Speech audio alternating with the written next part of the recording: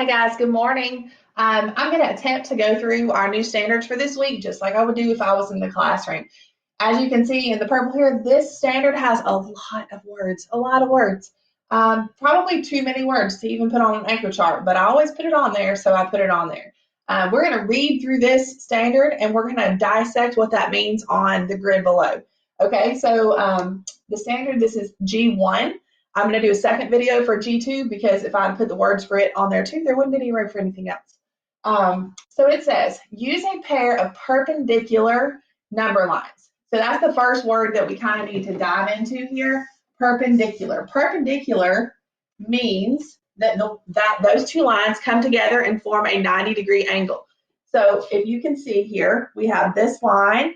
This is called our y-axis. We'll get to that in just a second, and our x-axis, but they do come together to form a 90-degree angle right here.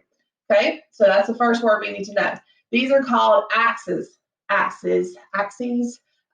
this is our y-axis. Y-axis, and it runs up and down, so vertically. And this is our x-axis. X-axis. And it runs side to side or horizontal. Horizontally, and this runs vertically. Remember, vertically means up and down, and horizontally means side to side. Okay? So we've got our axes, which is our y-axis and our x-axis. And I highlighted them in green, okay?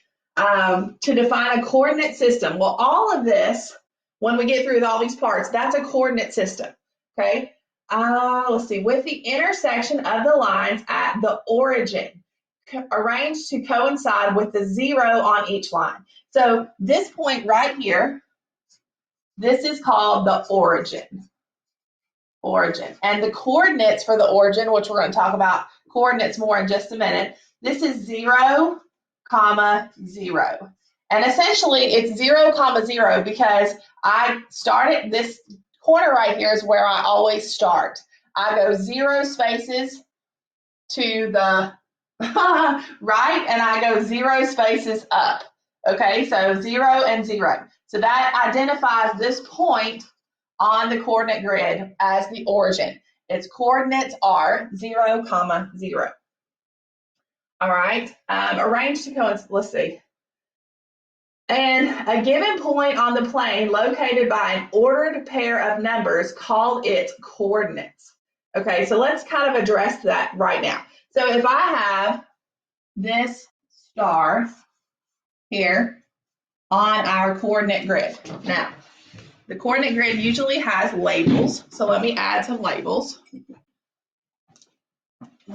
This would be 1, 2, 3, 4, 5, 6 on our x-axis, and on our y-axis, 1, 2, 3, 4, 5, 6. All right, so if I wanted you to tell me the coordinates of that star, the coordinates, star,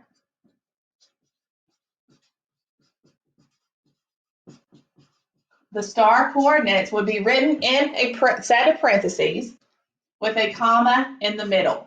The first number would be however many spaces that I need to go to the right in this case, because in 5th grade, we only use quadrant 1 of the coordinate system. There are actually 4 quadrants that numbers can be plotted on, but those all have negative values. And because we're only dealing with positive values, we only use quadrant 1. So the first number is going to tell me how many spaces that I travel from the origin to the right. So in this case, to get to that star, I need to go over 1, 2, 3 spaces. So my first coordinate is going to be the number 3, and that's called the x coordinate. And is how many spaces you go side to side. And the second number is, so I'm at the 3, and now I need to see how far to go up to get to that star. 1, 2, 3, 4. So I need to go up 4 spaces. That is called the y coordinate.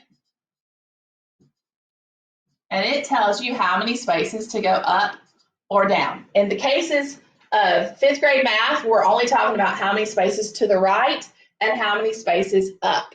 In 6th grade math, you will learn about the other 3 quadrants that would tell you about maybe the x value might have a negative number. So instead of going forward 3 spaces, if it was a -3, you would go backward 3 spaces. But for the purposes of this class, we're only dealing with positive numbers. Let's see what else. Where did we leave off? Okay. Called its coordinate. Understand that the first number indicates how far to travel from the origin in the direction of one axis, the x-axis, and the second number indicates how far to travel in the direction of the second axis. So the second number tells us how far to go up. The first number tells us how far to go to the side. Let me know what questions you have, and be on the lookout for the second video.